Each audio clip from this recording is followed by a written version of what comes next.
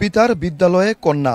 ১৯১৫ সালে স্থাপিত গোপালগঞ্জের টুঙ্গিপাড়ার যে গিমাডাঙ্গা প্রাথমিক বিদ্যালয় থেকে নিজের শিক্ষা জীবন শুরু করেছিলেন জাতির পিতা বঙ্গবন্ধু শেখ মুজিবুর রহমান, শনিবার সকালে সেই বিদ্যালয় পরিদর্শন করেন তারই কন্যা প্রধানমন্ত্রী শেখ হাসিনা।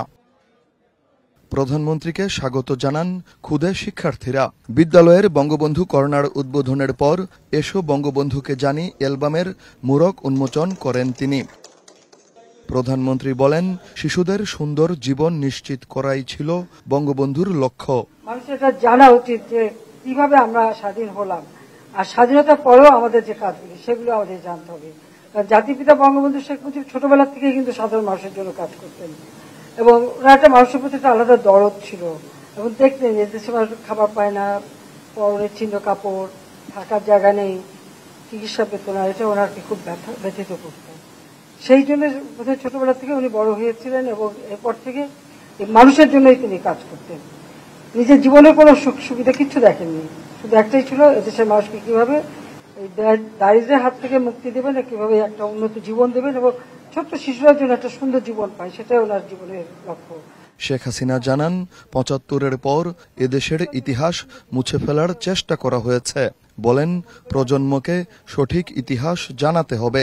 যারা বিশেষ চাহিদা সম্পন্ন শিশু, তাদের আঁকা ছবি দিয়ে অ্যালবাম করা বা যে ইতিহাসকে তুলে ধরা ছবির মাধ্যমে, ছবিতে আসলে কথা বলে এবং ইতিহাস জানার সুযোগ ছোট শিশুরা সুযোগ পাচ্ছে, সেটা করার জন্য আমি সত্যি আন্তরিক ধন্যবাদ জানাচ্ছি আমাদের এখানকার শিক্ষকরা এবং প্রশাসন থেকে শুরু করে যারা এই উদ্যোগের সঙ্গে একাত্ম ছিলেন, আমাদের জনপ্রতিনিধিরা, সবাইকে আমার আন্তরিক ধন্যবাদ জানাই। এবং ছোট্ট সোনামণি, তোমাদের জন্য তো আশীর্বাদ রইল, তোমরা লেখাপড়া শিখে বড় হও, কারণ স্মার্ট বাংলাদেশ গড়ে তুলবো।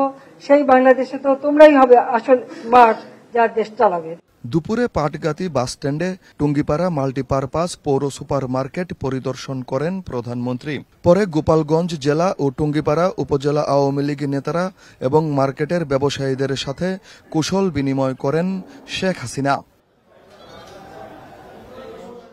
জয় যাদব, দেশ টিভি, টুঙ্গিপাড়া, গোপালগঞ্জ।